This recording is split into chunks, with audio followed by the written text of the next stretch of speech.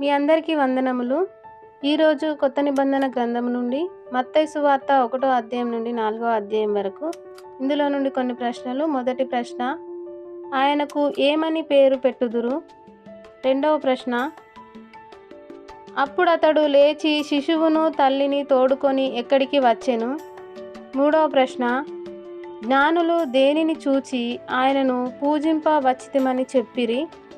నాలుగవ ప్రశ్న, ఆయన దేనిలోను దేనితోనూ బాప్తిసమిచ్చును?